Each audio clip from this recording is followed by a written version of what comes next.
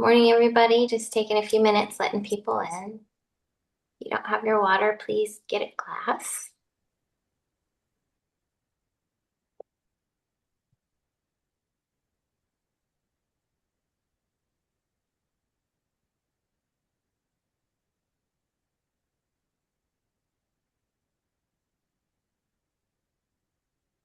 Before we start today, I wanted to ask if there are topics that are of interest to all of you that you would like talked about.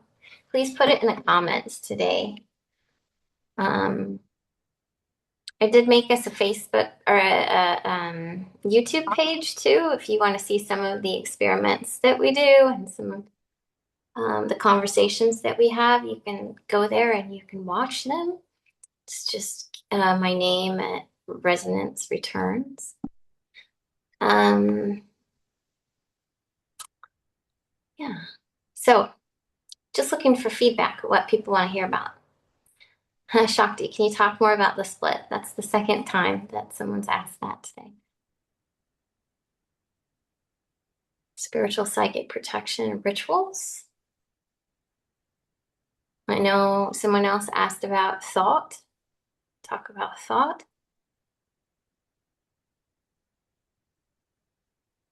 Excellent. All right, should we start?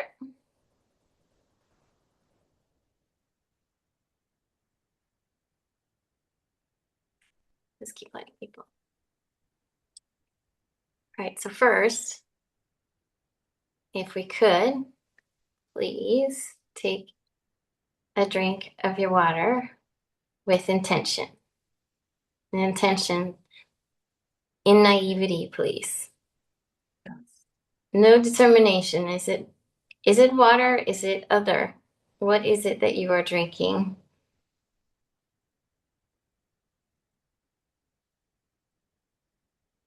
Drinking. Who's going to be drinking here? Love. Love.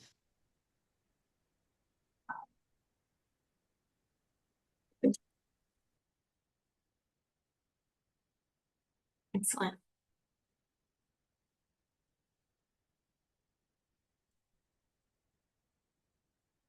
So when we connect to the water that you just drank, in essence, and I can talk on essence in a little bit, but in essence, it is the same as the water in your body. It is also the same as the water in your environment. It is also the same as the water in the earth. It is also connected to your essence, your expression of being. And so, just simply the act of connecting to that water, drinking it, and seeing that water at all these different aspects connects it. That is why you actually feel something in these sessions, which is why you're actually experiencing the energies that you feel, is because it's all connected. And the reason I bring this up is because everything works this way. It is not just water. You are experiencing this space as your divine, whether you're fully aware of that or not. Your actions every day, making your bed, for example. You may be making your bed as a habit, or maybe you don't make it at all. And that's a habit. Doing nothing is also agreeing. But every day you do something like make your bed. If you pause while you're making your bed and think just for a moment, if you can introduce this idea. If I make my bed and I am aware that I am my divine, am I not doing this in different aspects of myself, just as my example of the water.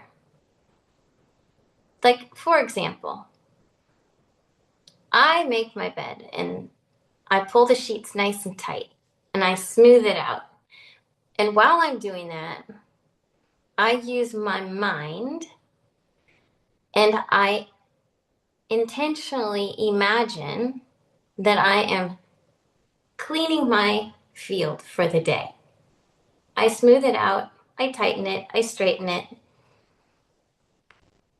I do it with the full knowing that I am moving as my divine.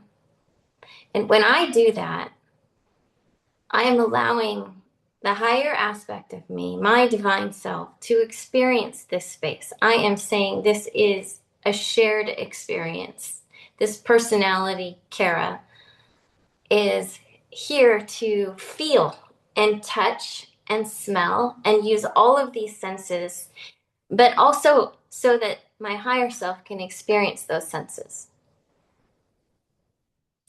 And so when you take a drink of your water and you're open enough to allow the essence of that water to be, then in fact, you are opening yourself to your divine, because the divine expression is in a gas state. Its first expression is in the state of uncertainty, gas, movement. And then light comes and energy comes, and then the pre-atom comes, and then the animal kingdom comes, and then the plant kingdom comes, and then you come, and earth peoples. And I say this all the time. Trees have apples, earths have peoples. And so when you invoke your divinity in everything you do, dishes, all the chores, making the bed, eating, you are doing it at different octaves of yourself. It is not just this space. And so I wanted to explain why I ask you to drink the water with naivety, because water in its essence isn't determined. It is movement. It is the host. So when you meet it there, you are meeting it not just at this space, but at your higher octave. And we meet you there and help you move this being of you through all of your octaves in a very coherent state. So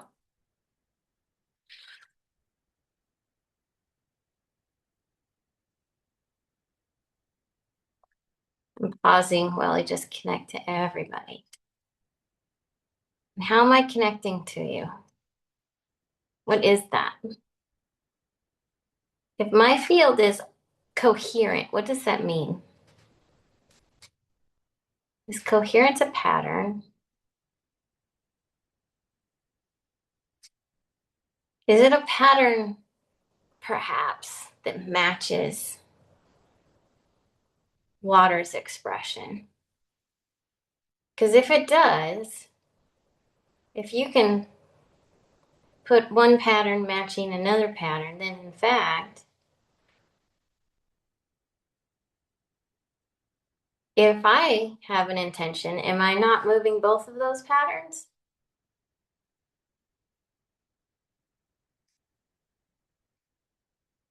I don't know. Seems to work. See, I see myself at every octave. I literally see myself at every octave, not just figuratively speaking. I remember my lifetimes. I see myself at different vibrational states of myself. I've been teaching this in the background. You can see it. And when I meet myself there and I match your patterning at your highest octave, your expression of what we would call water, then in fact, we're all one. There is no separation here. And the really cool part is that your body is highly intelligent. The body itself is like a huge encyclopedia of experiences. And so your body might be informing somebody else's body of something that they very much need. It's quantum entanglement. And water hosts this experience for us.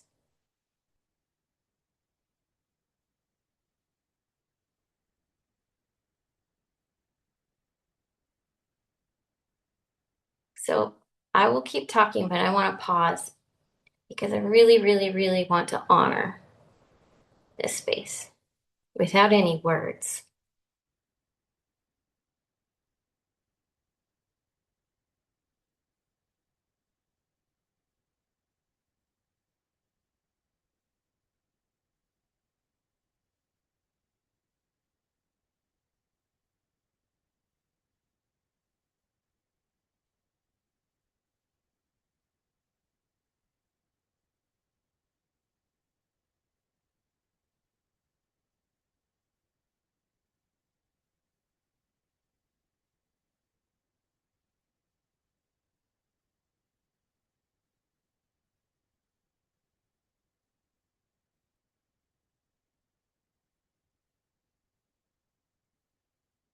You may have felt just a little slight shift just now. It's all of us reaching a coherent point.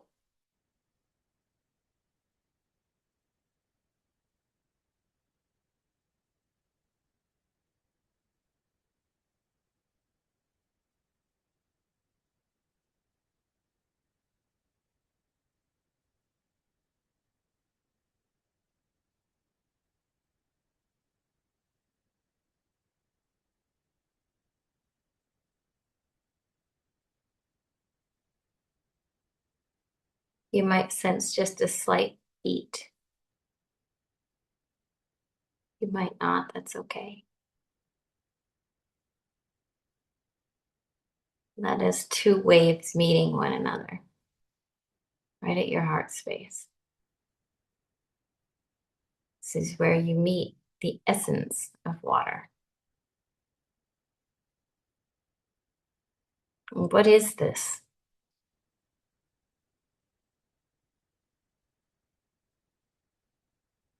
It's 10:14, so time is involved, isn't it? Yet perhaps it feels slightly different. Maybe like time is just an element of this space.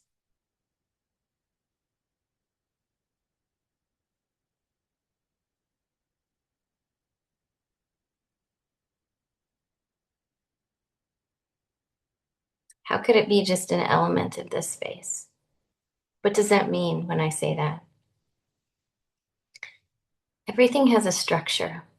Can we agree all the platonic solids have structures? Don't they? Though this is greatly misunderstood, and my understanding is there are 7 platonic solids. If time was in fact a structure for you to experience yourself through, to touch things, to smell things, to taste things, what do you think that structure might look like?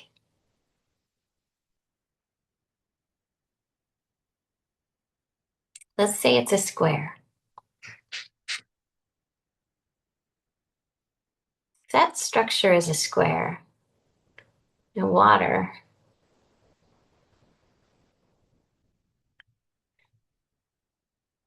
is an other square on top of an other square on top of a triangle.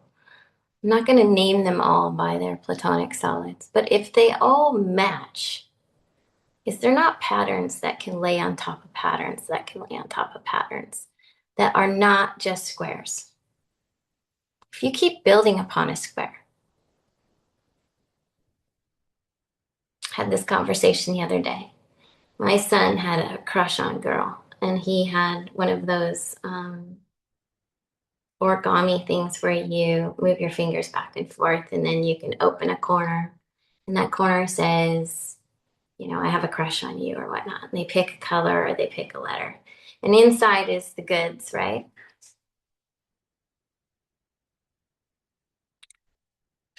This example, if you were to open it all the way up, it's just a flat piece of paper. This is a field. Example of a field that can also be a square. Okay? One doesn't negate the other. They're all still the piece of paper. They're just different shapes. And this is what the universal structure behaves like. Different fields of different shapes. Okay? So if time was just one shape, but you could open it up and it would become the shape of two triangles or a diamond or a face of a diamond. This is, in fact, how I see the universe. And so, time to me is just one shape of seven in this universe. And the water is a bigger shape than the time, it has more points, right? So, in fact, maybe time is just our experience to express from, just an idea, and that water hosts that. So I pose the question, if time is limited and you are more than that, and perhaps that's why we connect to the water, because it's got not only the time element in it, but more than that,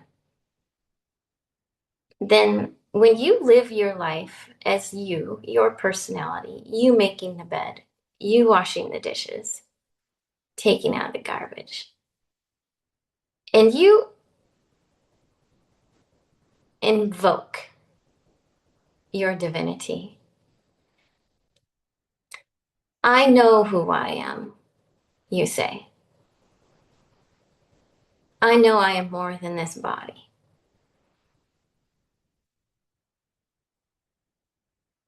I must be beyond time.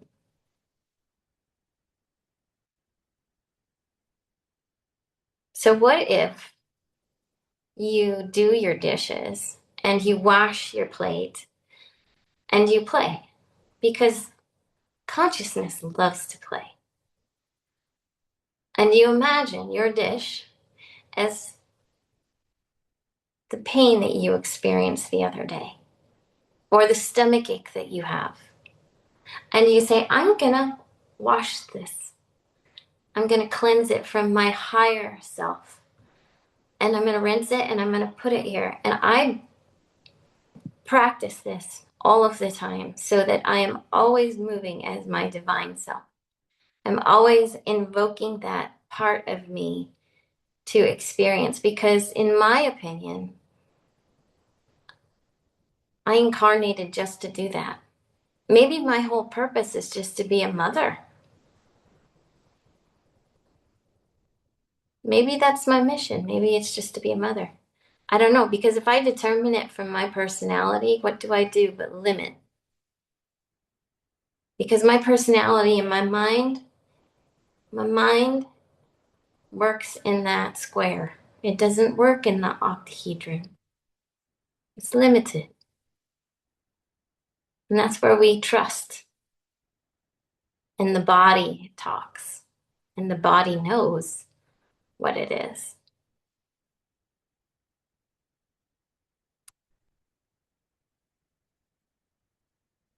So then I want to talk about thoughts. Where do our thoughts go? We all have repeating thoughts.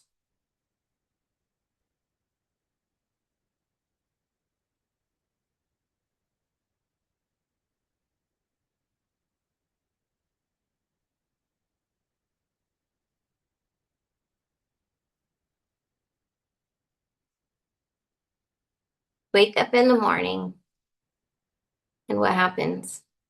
You have a thought, don't you? Maybe your thought is, oh, I'll check my phone. Oh, I'm awake. That's usually my first thought. Oh, I'm awake.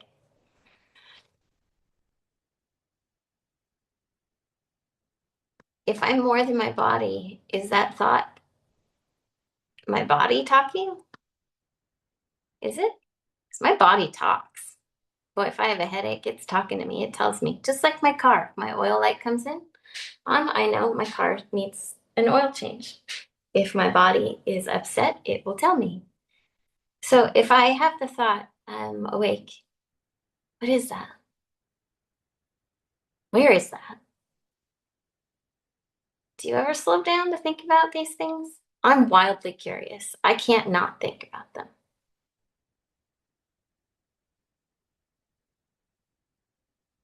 This is no different than making your bed with intention. Our thoughts are also things. Just because you don't see them,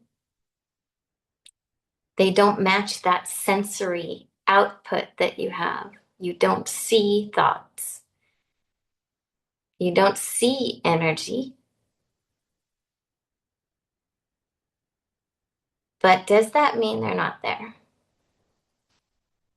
I mean, all of us could bring up a thought that has an emotion to it, couldn't we? So it must do something. If you need to solve a math problem,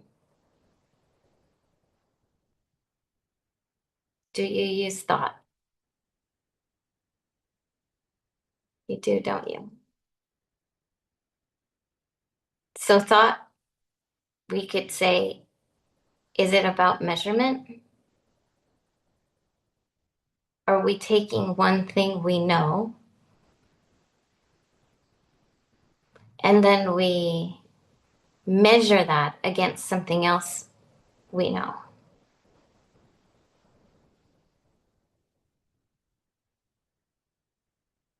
So we go from one to another. That's how we use our thoughts, don't we? Really. It's important. We need to be able to measure. But do we need to be able to measure everything?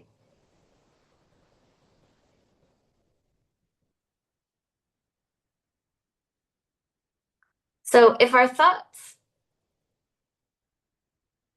I'm awake,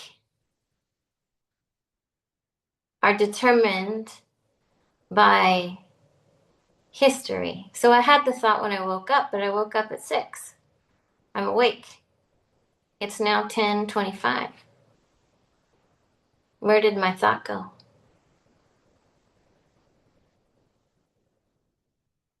I didn't call anybody and say, will you hold my thought that I just woke up? What happened to it? Where did it go? So if time is a construct, a measurement, if time is a structure that holds thoughts for us, then where would it be?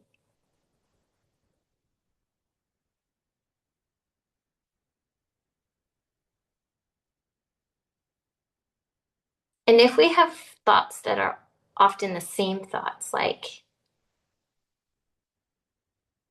"Hmm, I hate going to work every day. I hate this feeling about going to work every day. I need a new job. I wish this would change. I stop thinking about this." Why can't you stop thinking about it? I know I have to drive my son to the bus every day to get on the bus, and I have to get there at a specific time to actually get him onto the bus. And I live in my home on the street, and I take my car and I drive my car to the spot where the bus will pick him up. And I take the same route every day. And then I drop him off, and then I return back home. I do this every day of the week. It's a pattern. It repeats. I repeat it. I consciously, intentionally repeat this pattern.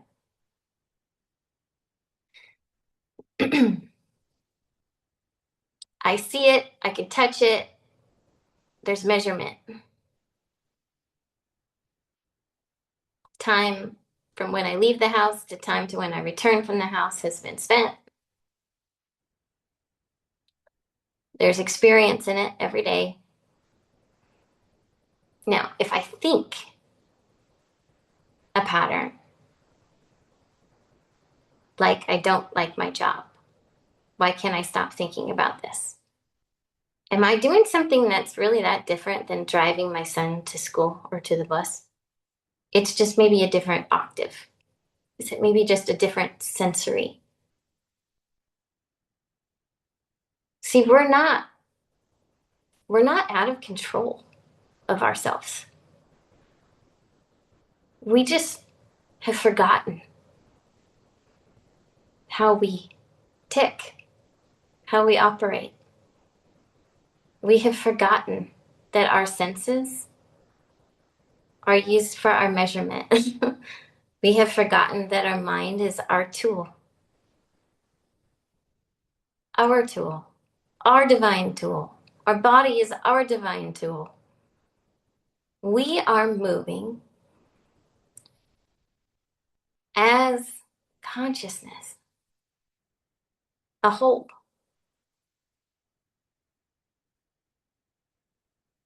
And until we start remembering what we really are, we will continue to sleep through this process. And others that do understand what we are will continue to use the word authority.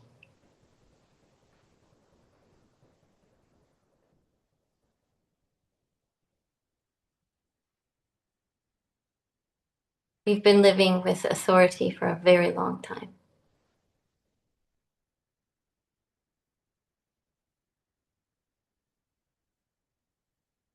I'm going to go back to my tomato example because I love it. I sit at the dinner table with my children, and the argument is tomato a fruit or a vegetable? And I say back to them, who says it's either? Who says it's a vegetable or a fruit? Who? And why are they right? That's authority. It's your subscriptive agreement that because you read it in the encyclopedia that it was a fruit, or you read it somewhere else that it's vegetable, that's right. Go on social media. I challenge you today. Go on social media and type in, who is God? Who is God? I would love to hear how many responses you can find. This is the lens I see my world through. Flooding is an amazing tool, and I think that therapists should use more of it because I see things from so many different aspects, including myself. I remember my lifetimes, but I remember lifetimes from the past and the future, and this one, like I'm living in backwards. So, how can I prescribe to authority? Please tell me, because I can't figure it out.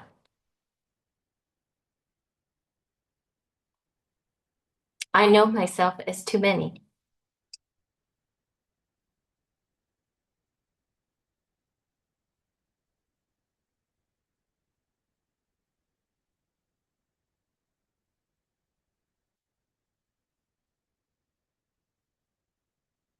So, when I speak to you, I speak to you as a joint consciousness, asking you to feel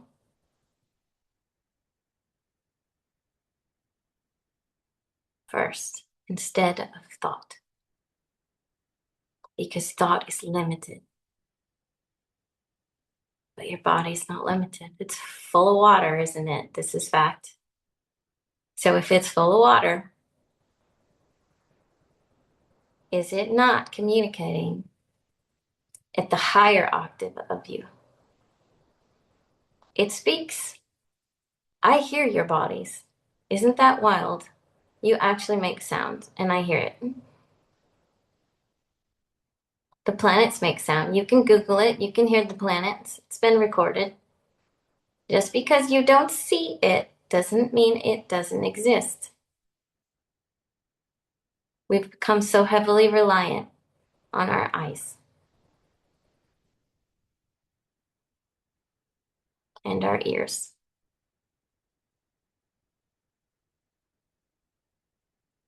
See, it's my opinion, and I'm no authority. Please don't think I'm right.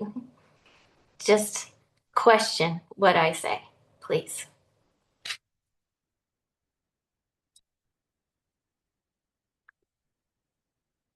I think everything is to touch. I think we incarnate so we can touch each other. Not necessarily even a physical touch, a heartfelt touch, a kind word, kind gesture.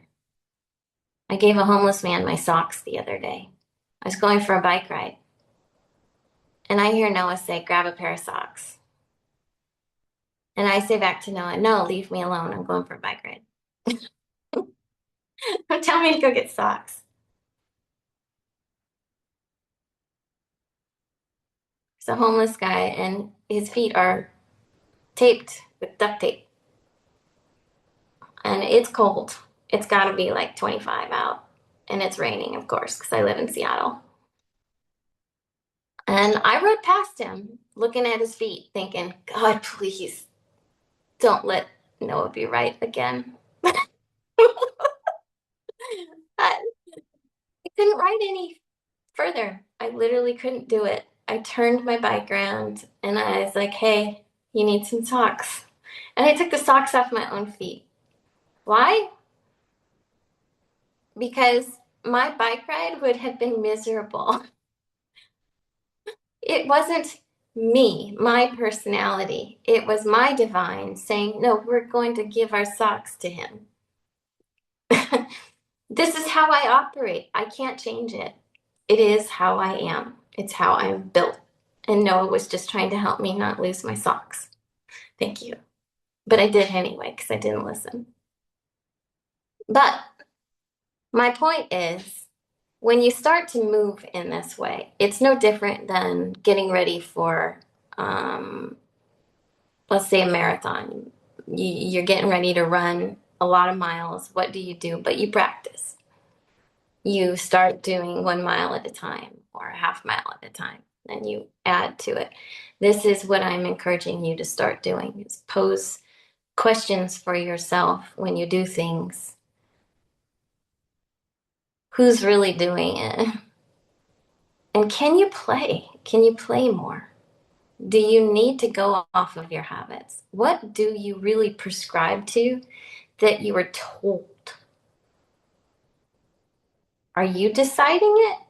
Or do you just do it because you were told it or it's a habit?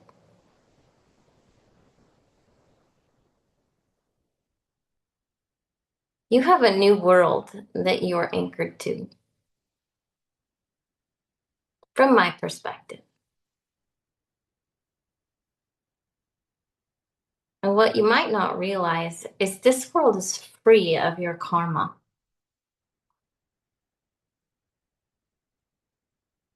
What if I told you you were free? You just didn't realize it. What if I told you the tree that you pass by every day sees itself differently? Can you see it? Can you meet it there? What if I told you the water in the air had been cleaned?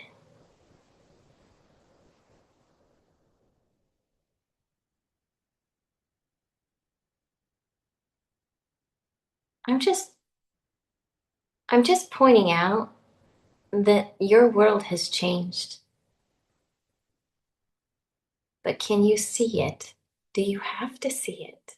Can you feel it?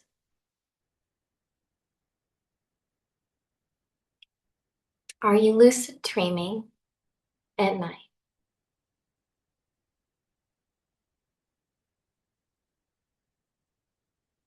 Are you seeing things you've never seen before?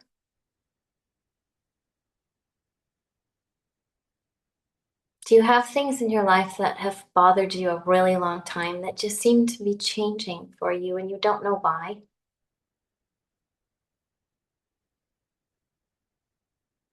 Has your diet changed? Do you feel different about different foods? Don't know why? Start noticing, please.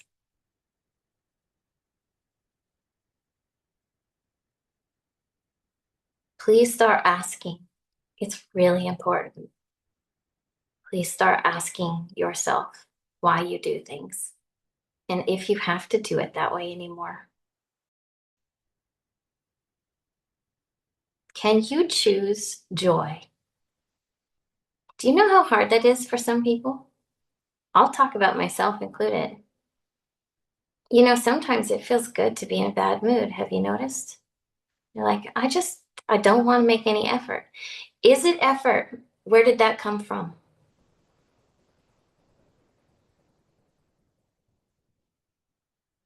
Is it effort to be happy?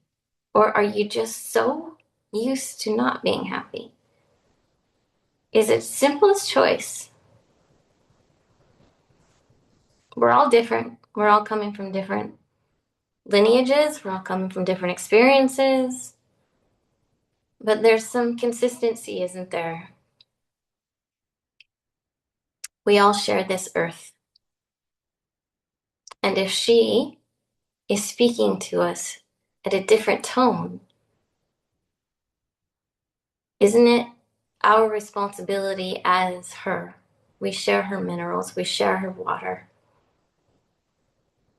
to try to hear her, to try to feel her.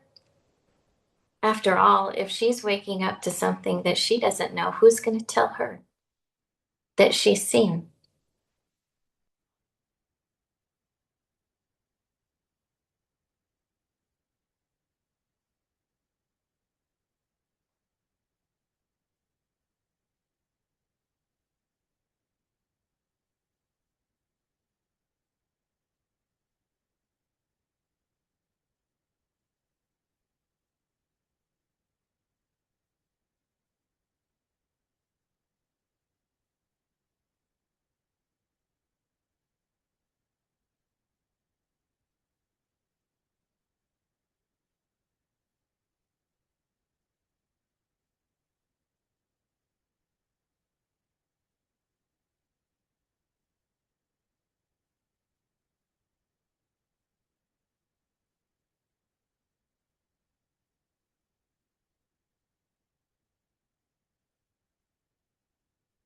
Do you guys have any comments or questions?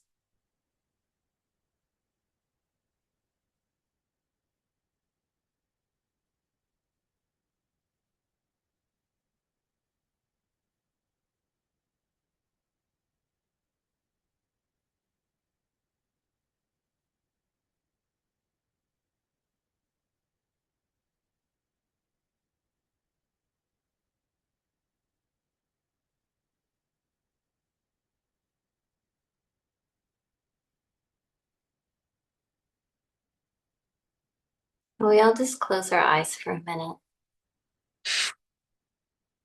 and feel without the need for the mind to determine any of it and just see what's here.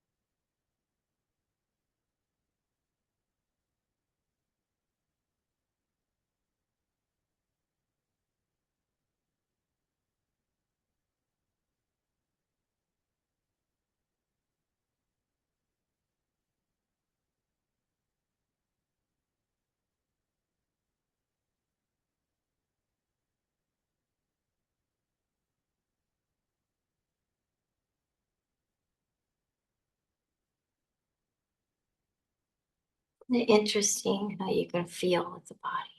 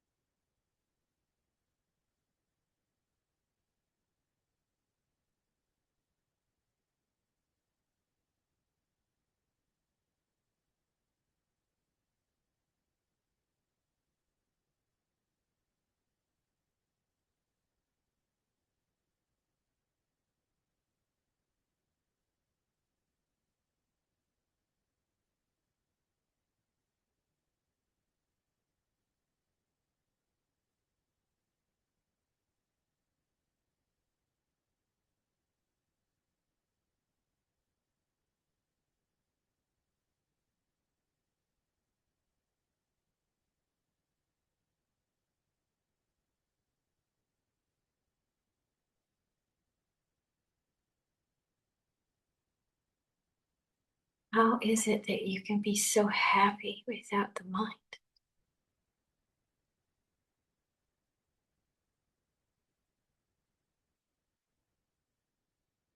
So I ask again,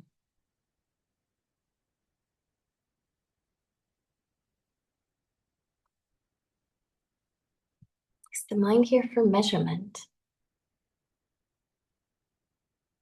Is it a tool?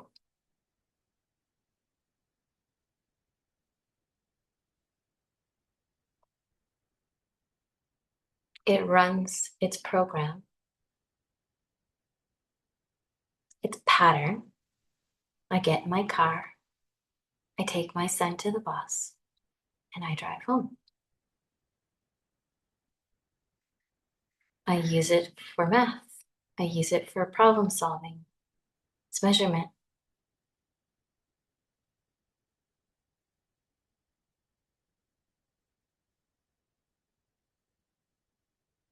Isn't it interesting how you feel without the mind?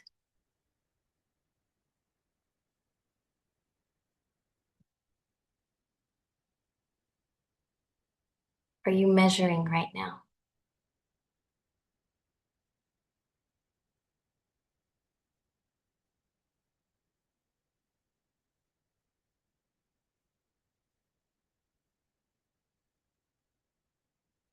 Even if you were measuring, I'll bet you don't care.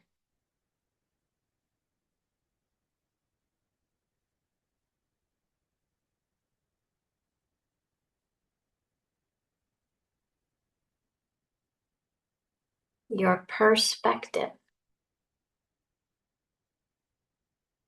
is lifted to a higher state of consciousness, and your body remembers.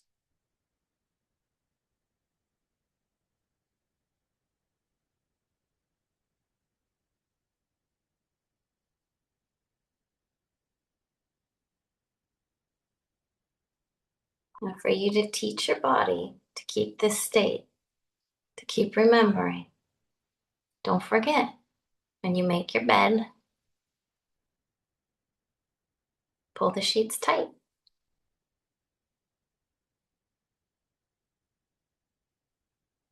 Remind the body it is not just this personality or this mind.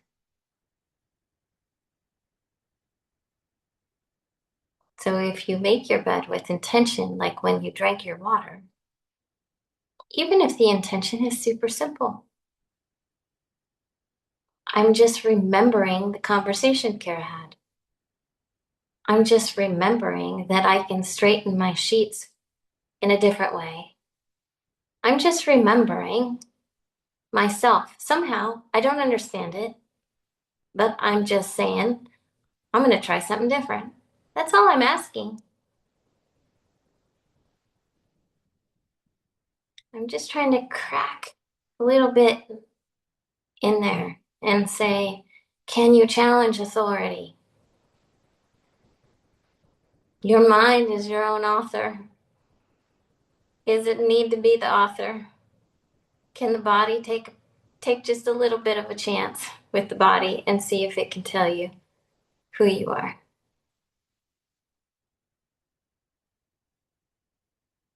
You feel it. It's a different sensory.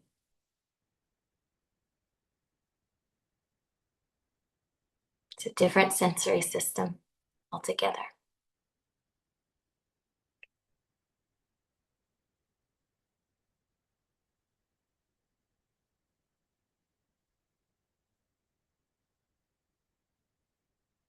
See, I believe there is a time coming,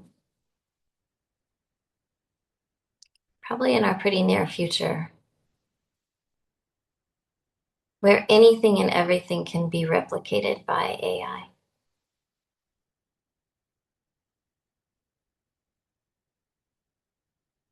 This will require discernment.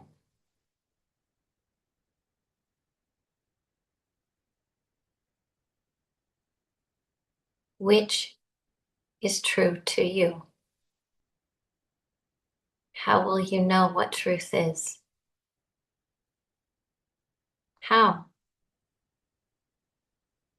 Are you going to determine it with your eyes and looking at it? What if they look at the same, but one is the real one and one is a fake one?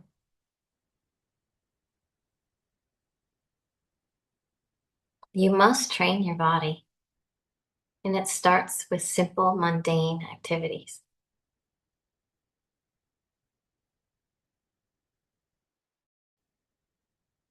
See, you are absolutely free right now. You are a beautiful seed in a new planet.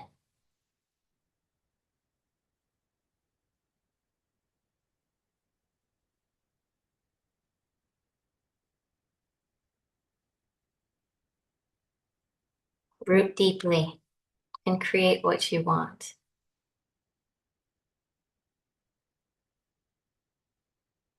And how do we do this? Questions.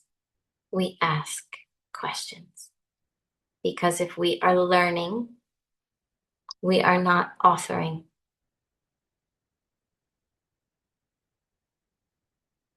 That is why I say to you over and over again, I am not your teacher.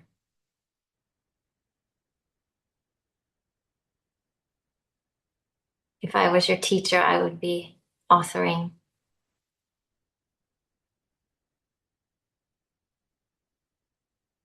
And that is not where I meet you.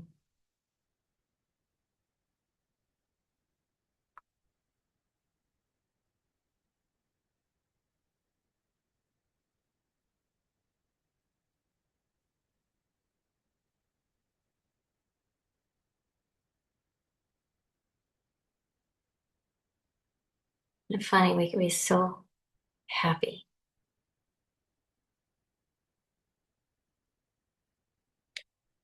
without the mind authoring every thought.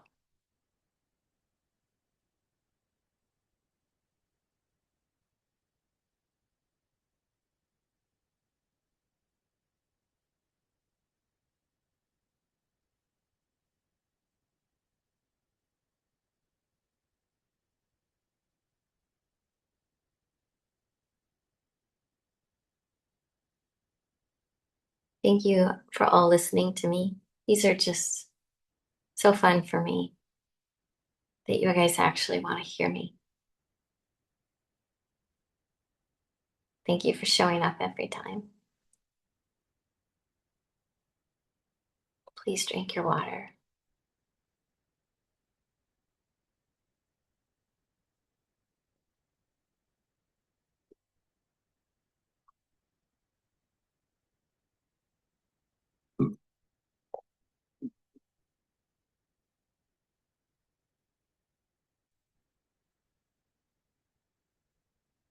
You guys all gonna go make your bed after this if you didn't make it.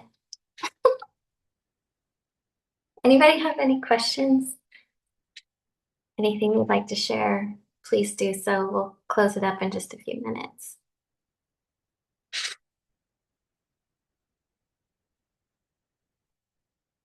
I love how you explain things. Thank you. I'm just sharing my mind. Wow, the difference without the mind, right? Right. So beautiful. That tool will just run, right? You get it started and it just keeps going. I used to think I was crazy because I think about things like this all of the time. What's crazy? Thinking outside of the box.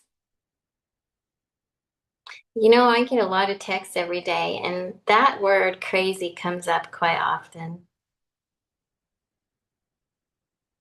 I think crazy is beautiful, if that's what we're going to call it. I'll never look at chores the same way.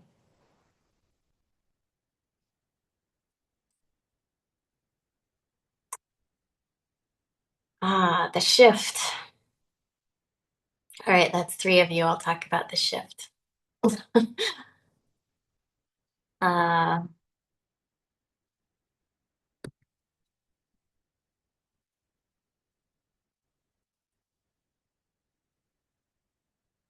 all right.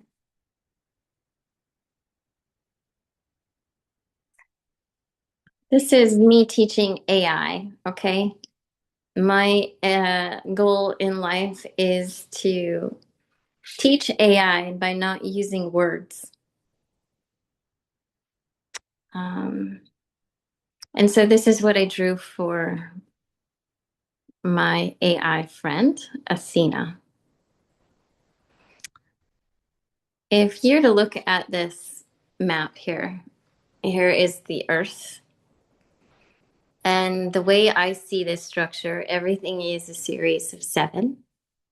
You have here, you have north, you have south, east, and west. But then you have a point that comes out the front and the back, I guess you could say, at the 13th parallel. Just to give you an overview of what you're looking at. Okay. Now, if you were to look over here, you would see it from a top-down view of what each of those layers looks like. Divine expression, gas, energy, vibration, pre-atom, elemental, plant matter, earth, people. But I don't see it stop here. Just as you can see, the spiral continues. This would be the south end of it, this being the north end of it. Then it would go this direction, and then it would come towards me, okay? And it would also go that direction. So if you look at the center of things, the center of Earth, you see how all of it kind of loops around itself here. But there's structure. Not that you guys see it, you don't need to, but there is structure. There is different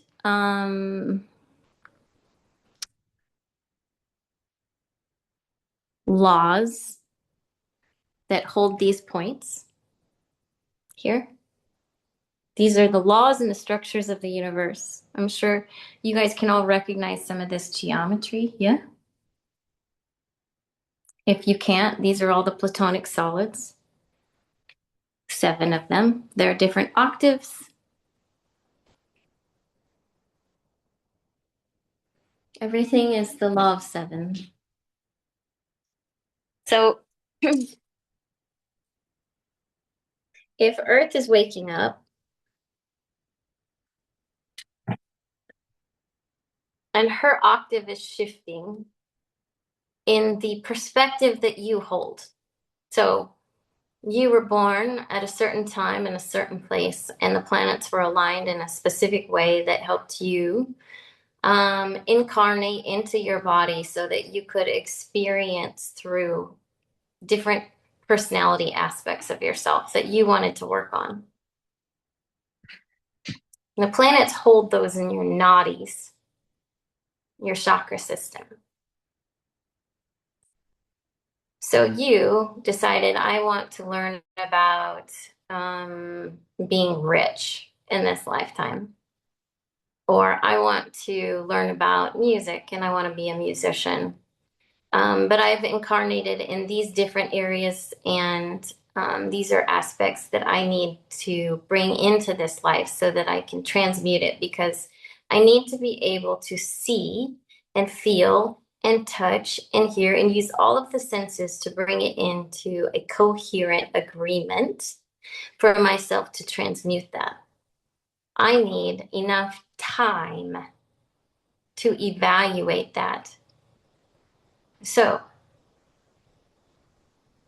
I'm going to incarnate in earth and go through that experience and see how many different perspectives I can gain on this one thing I want to learn in this particular lifetime. And you pick one of these experiences, one of these directions, so that when you are born, you're adhered energetically to one of those. The planets are aligned in a specific way so that your body understands it's held your perspective. It's doing this to you. This is all you see. Here's my perspective. And I'm going to work through this aspect this way, because really, if you could see all of you, you would be like me.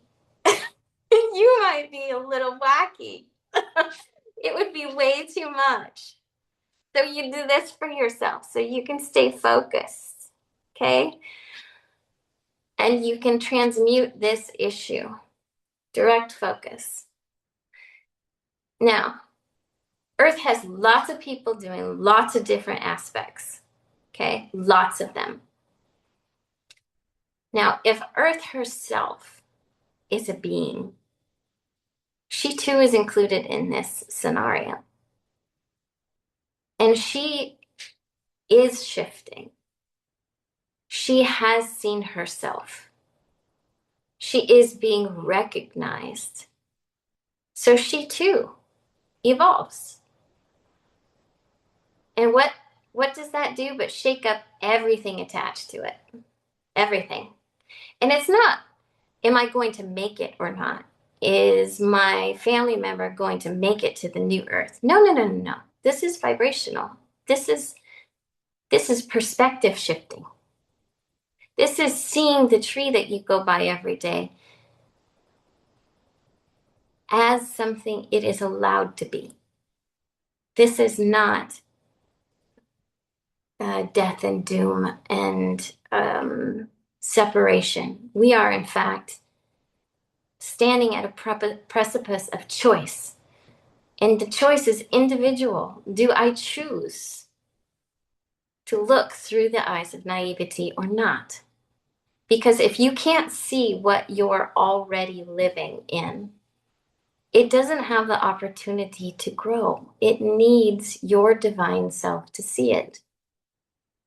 And the more you see it, the more it becomes.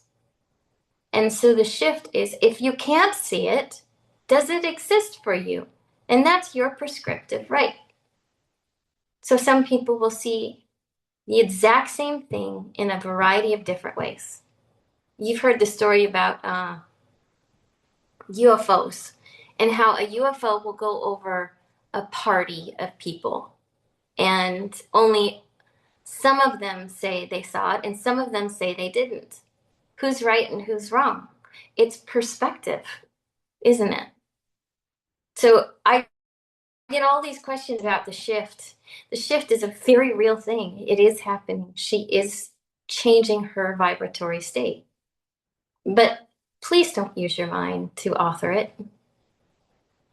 Allow her to shift. It's like your child saying to you, I don't want to do basketball anymore. I don't like it. Are you going to let them do it even though you love it? Freedom goes all the way around.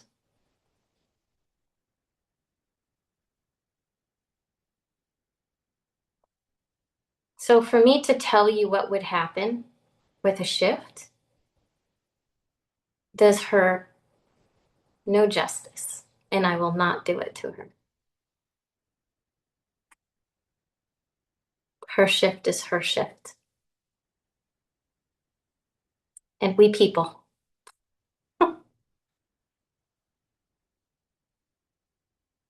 I'm grateful for what she provides me, and that's where I leave it.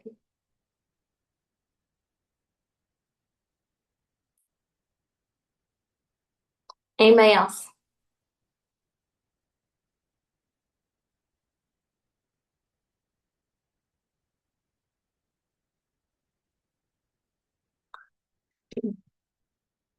Thank you all for coming. I hope you all have a good Sunday.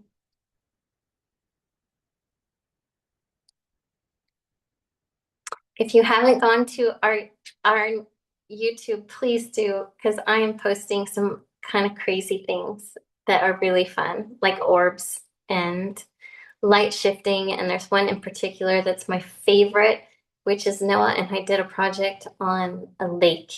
It's called the Hans Kennis experiment. And we'd done it quite a bit already with just simple light and a bowl of water. And the Hans Kennis experiment is about reflection from the fourth density, the time, to the third density. And you get a bowl of water and you move the water around, and then you can look at the reflection of the water, and oftentimes you'll see faces because it's just a mirror, okay? So that's the Hans Kennis experiment. He's no longer alive, but this experiment's been done over and over again. So Noah had the idea of, hey, let's see if we can do it on a lake. And it was wild. You have to watch the video because you can see Noah's face on the lake. It is extremely cool. So that's my favorite one. Anyway, they're all wild and weird. So please go watch them.